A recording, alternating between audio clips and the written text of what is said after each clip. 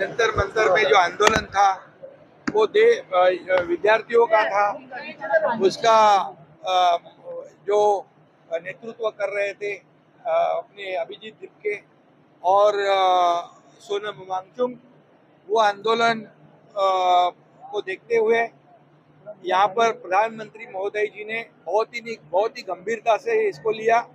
विद्यार्थियों के भविष्य को प्राथमिकता दी और उन्होंने कड़ा कानून बनाया। 10 साल की सजा होगी, 10 करोड़ का जुर्माना भरना पड़ेगा और उसी के साथ फास्ट ट्रैक पर केस चलेगी।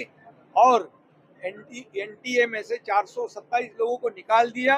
उन्होंने कहा है कि कोई भी दोषी हो उसको बख्शा नहीं जाएगा।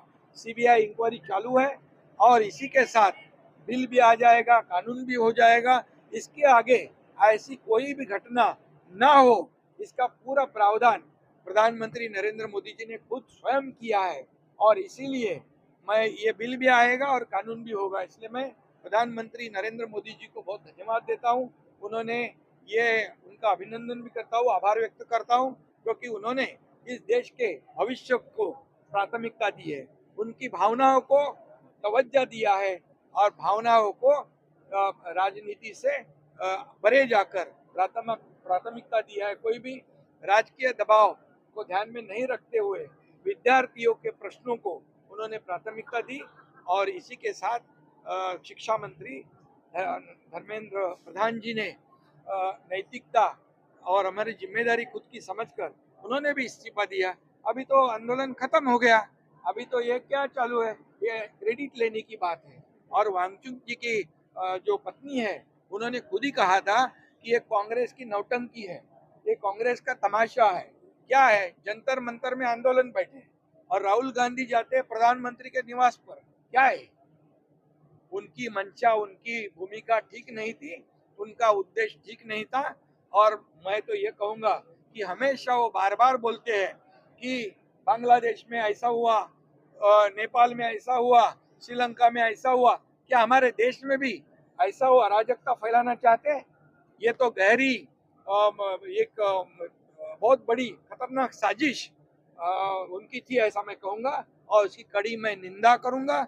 उनको पता है, विरोधी पक्ष नेता है वो, ये जब स्वर्गीय इंदिरा गांधी जी की हत्या हो गई तब एसपीजी का कानून बनाया गया, क्योंकि वहां पर प्रधानमंत्री निवास के अगर बगैर आजू बाजू में कोई भी आंदोलन नहीं हो सकता है, ये उनको भी पता था।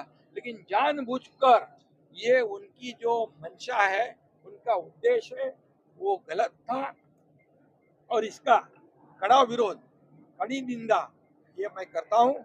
और विद्यार्थियों के साथ हम लोग सब है, विद्यार्थियों के साथ खुद स्वयं प्रधानमंत्री जी है और इसलिए ये बहुत बड़ा निर्णय जो है, ये निर्णय ये हुआ है। कई लोग जाकर वहाँ आग लगाने की भाषा करते हैं, अभी आग लग गई है, उसको बुझने मत दो। क्या है ये भड़काने का काम? ये कई राजनीतिक पार्टियां कर रही थी। महाराष्ट्र से भी कई लोग गए थे और इसलिए मैं ये कहूँगा कि विद्यार्थियों ने भी अपने खंडों का इस्तेमाल दूसरों को बंदूक चलाने को नहीं देना चाहिए।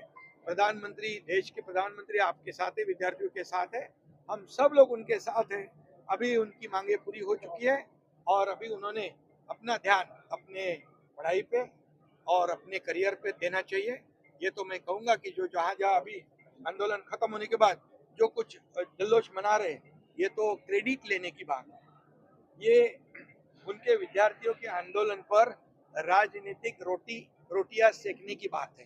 बेगानी शादी में अब्दुल्ला दीवाना ऐसे कहते हैं, वैसे वाली बात है। इसलिए मैं ज्यादा इस पर कुछ कहना नहीं चाहता हूँ, लेकिन इतना ही कहता हूँ, प्रधानमंत्री जी ने देश के भविष्य, देश के बच्चों के साथ बहुत बड़ा न्याय किया है, उनको न्याय दिया है, उनकी मांगे पूरी की है और इसलिए मैं उनको धन्यवाद देता हूँ। मोदी जी मन की बात में वो आगे बढ़ रहे, किसने बढ़ाया है?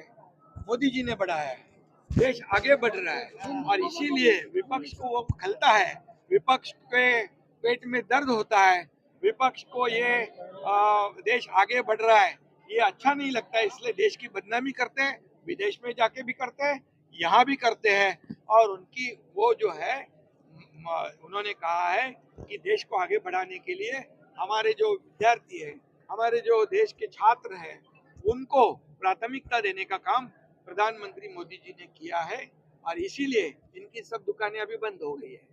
राजनीतिक पार्टियों की जो राजनीति उनके आंदोलन के प्लेटफॉर्म को लेकर कर रहे हैं।